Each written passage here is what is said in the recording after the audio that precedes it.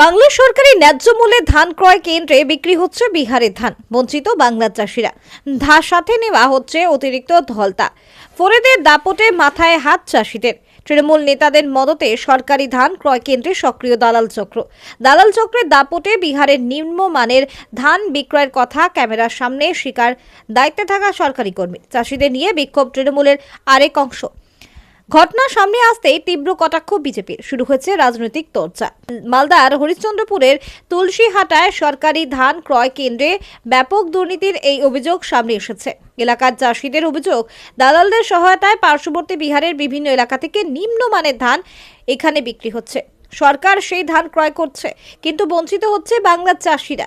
নির্দিষ্ট পরিমাণ যে ধান কেনার কথা তার থেকে কম ধান কেনা হচ্ছে এলাকার চাষিদের কাছ থেকে।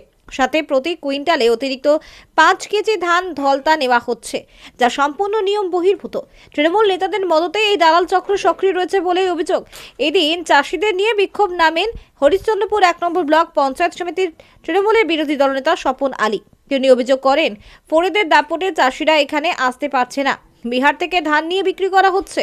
এখানে চাষিদের থেকে 90 কুইন্টাল ধান কেনার নিয়ম, সেখানে নেওয়া হচ্ছে 15 কুইন্টাল। অন্যদিকে ধান ক্রয় কেন্দ্রে দায়িত্বে থাকা সরকারি কর্মী মতিউর রহমান দালাল চক্রের সক্রিয়তার কথা কার্যত স্বীকার করে নেন। কিন্তু প্রশ্ন উঠছে, যখন তৃণমূল নেতা চাষিদের নিয়ে সরব, তখন কাদের মদতেই সক্রিয় রয়েছে দালাল চক্র? বিজেপির অভিযোগ, সম্পূর্ণটাই হচ্ছে তৃণমূলের মদতে। দালাল চক্রে সক্রিয়ভাবে যুক্ত তৃণমূল নেতারাই। এখন দেখার বিষয় এই ঘটনায় কি পদক্ষেপ নেয় প্রশাসন। এটা বিহার থেকে ধান আসা, খুব খারাপ নিম্নমানের ধান আসছে, সেটা আমি রোধ করতে পারিনি এবং জানিয়েছি। এটা কারা নিয়ে আসছে বিহার থেকে? ফরেরা। তাহলে ফরেদের দালাল চক্র চলছে কেন? খুব দাবাদাবি চলছে বলেছি, বলে পারেনি এই ব্যাপারে। এবং বাট্টা কাটার যেটা ব্যাপার বললেন, সেটা আমি প্রথমে চাষি যারা আছে তাদেরকে আমি স্লিপ ইস্যু করি। তাদের ধান মানে ভালো যেটা আছে, ভালোর মধ্যে কোনো বাট্টা কাটা হয়নি। সে এবার ওরা একটু খারাপ হলো, সেও নিয়ে এসছে 1 কেজি 2 কেজি দিচ্ছে, সেটা ওর ব্যাপার। কিন্তু আমার কাছে এখন পর্যন্ত অভিযোগ বাট্টার ব্যাপার আসে, এখন পর্যন্ত আসে। চাষিরা তো বলছে 4 থেকে 5 কিলো করে বাট্টা কাটার আগে তো আমার কাছে আসবে, অফিসারের কাছে আসবে তো, যে আমার ধানটা বাট্টা কাটছে 4 কেজি, আমার কাছে এখন পর্যন্ত আসে। বলছি এই যে দালাল চক্র যে চলছে, আপনি স্বীকার করলেন, এখন বলছি যে এটা রোধ করা যায় না? আপনি সারাদিন থাকেন, কতটা ধান আসছে বিহার থেকে, কত গাড়ি ধান আসছে এখানে ভিতরে। বিহার থেকে আসছে ধান? আপনি থাকেন, বুঝি। কি নাম আপনার? আমার নাম মতিউর রহমান। বাড়ি কোথায়? মানে কি দায়িত্বে আছেন আপনি? এই যে আমি এসেছিলাম ধান দেওয়ার জন্য, বুঝলেন, ধান দিলাম। আমার মানে কুইন্টাল প্রতি 5 কেজি করে ঢালটা নিল। কাগজ আছে আমার কাছে, আমি সম্পূর্ণ লিখে রেখেছি। আমার এখানেও কাগজ আছে। আমি কম নিতে বলছি, বলছে ধান নিব না, ধান উঠাই নিয়ে চলে যাবে। এটা তো নিয়ম নয়। এখানে যারা ধান নিচ্ছে আমি তো চিনি না, আমি হলাম কৃষক, আমি ওদের নাম জানি না।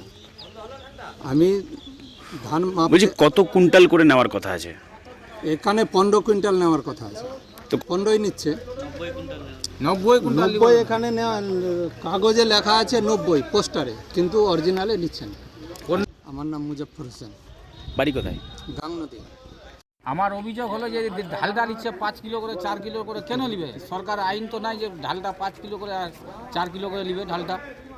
বিহারের গাড়ি আসছে? হ্যাঁ, বিহারের গাড়ি আসছে।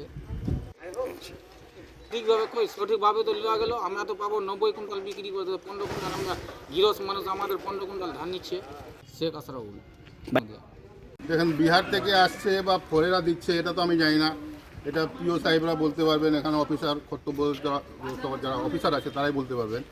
আর ঢলতা ব্যাপার যেটা আছে, আমরা এফএকিউ কোয়ালিটি যেটা আসছে, কোনো ব্যাপার নাই, ওটাতে কোনো ঢলতা ফলতা কিছু নাই। যার কোয়ালিটি খারাপ থাকছে তাকে বলছি, সে মনে হলে দিচ্ছে বা রিজেক্ট করে দিচ্ছে। আপনার নাম, আপনার পরিচয়? মনোজ মুখার্জি, মা তোমার স্কুলে গেছে। আমরা 4-5টা অভিযোগ নিয়ে এসেছিলাম। এই আমাদের হরিশ্চন্দ্রপুর প্যাডি পারচেস সেন্টার, যেটা কৃষক বাজার আমাদের রয়েছে, এখানে অনেক রকমের সমস্যা। প্রথমত কৃষকদের কাছ থেকে অন্যায়ভাবে ঢালতা নেওয়া হয় 5 কিলো 6 কিলো 7 কিলো পর্যন্ত। কেন? যেখানে গভর্নমেন্টের জিও আছে, গভর্নমেন্টের জিও অনুযায়ী কোনো ঢালতা চলবে না, সেখানে এই ঢালতা নেওয়া হচ্ছে। এটার বিরুদ্ধে আমরা বললাম যে কোনো মতে আমরা ঢালতা দেবো না, নাহলে আমাদের আন্দোলন চলবে। দ্বিতীয়, এখানে একটা বড় রকমের করাপশন, যা এলাকার যারা কৃষক, যারা অত্যন্ত কষ্ট করে স্লট বুকিং করছে, অটোমেটিকলি স্লট ক্যান্সেল হয়ে যাচ্ছে। কেন? এর মধ্যে কত বড় করাপশন, এটা আমরা বললাম, আমরা লিখিত দেব। এটা যদি সুরা না হয় তো আমরা বৃহত্তর আন্দোলনে যাব এবং এটা আমরা দিদি মুখ্যমন্ত্রী পর্যন্ত যাব। কৃষক বাজারে ফড়েদের দৌড়াতো, এখানে কৃষকরা আসতে পারে না ফড়েদের ভয়ে। ফড়েরা মাল ওই বিহার থেকে মাল কিনে এনে এখানে বিক্রি করছে, অথচ কৃষকরা মাল বিক্রি করতে পারছে না। যার একজন বড় কৃষক, একটা কৃষকের এখানে যা সিস্টেম অনুযায়ী 90 কুইন্টাল ধান কেনার কথা, এখানে 15 কুইন্টাল ধান নেওয়া হচ্ছে। কেন নেওয়া হবে? একটা বড় কৃষক, যাদের যে সমস্ত বড় কৃষক আছে, যাদের জমি 10 বিঘা, 15 বিঘা, 20 বিঘা, তাদেরও 15 কুইন্টাল, আর যার 5 কাঠা জমি তারও 15 কুইন্টাল, এটা হতে পারে না। আমার নাম স্বপন, আমি পঞ্চায়েত সমিতির বিরোধী দল।